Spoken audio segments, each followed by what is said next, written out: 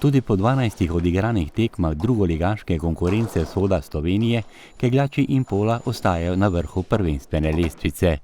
Prvo mesto so potrdili v minulem krogu, ko so v sosedskem obračunu na domačem kegljišču 6-2 premagali drugo ekipo iz Slovenskih Konjic.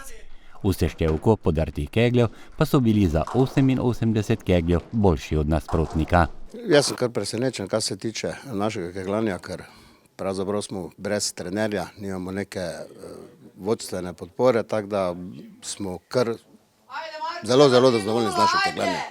Zmage za domačo ekipo so dosegli Tilen Topolšek, ki je podrl 563 kegljev, Primož Kuhar 562, Marko Topolšek 567 kegljev in Denis Verčko s 557 keglji. Ekipa funkcionira dobro, tudi v porazih si ne očitamo en drugemu nič, tako da jaz upam, da se nam še do konca sezone poklopi, pa da osvojimo tisto želeno mesto, ki si ga želimo vsi.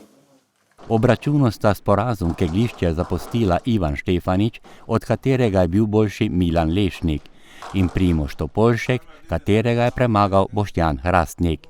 Mlada ekipa Impola pa je s tokratno zmago potrdila, da ekipa deluje homogeno ter z dobro kemijo do novih prvenstvenih obračunov. Trenutno imamo dva igralca, ki sta prišla k nam kegljati drugot, da sta sposobna igralca. Trenutno kegljata za nas, imamo tudi 3 mlade kegljače, ki so tudi mladinski, se borili za mladinsko reprezentanco.